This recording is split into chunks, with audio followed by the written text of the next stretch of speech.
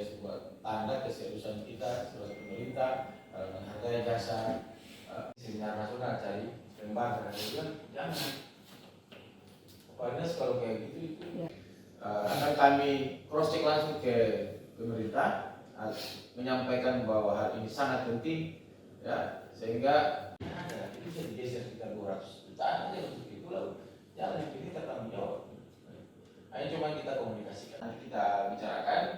Setelah ini kita akan juga berkomunikasi dengan Pak Sekda untuk menyampaikan informasi yang paham. Nah, sudah kalau kita bisa tambah-tambah kayak Pak Sarlen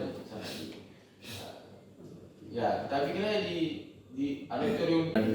November kemarin sudah dilakukan seminar daerah yang kemudian nanti akan dilanjutkan dengan seminar nasional. Makanya tadi kami undang rapat untuk mengevaluasi persiapan seminar nasional Abdul Muttalib Sangaji sebagai pahlawan nasional.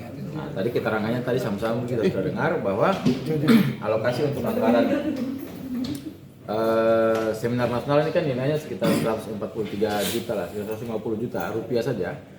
Yang kami berharap ini bisa dialokasikan dalam Perkada sebagaimana yang telah kami sampaikan kepada media massa. Ternyata tadi dijelaskan bahwa anggaran tersebut tidak teralokasi pada Perkada.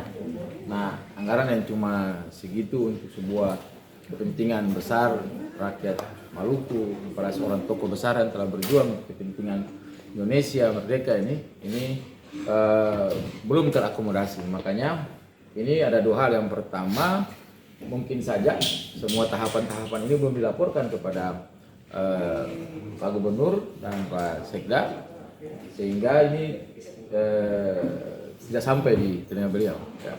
Nah, terima kasih sudah nonton. Jangan lupa like, subscribe, dan share ya.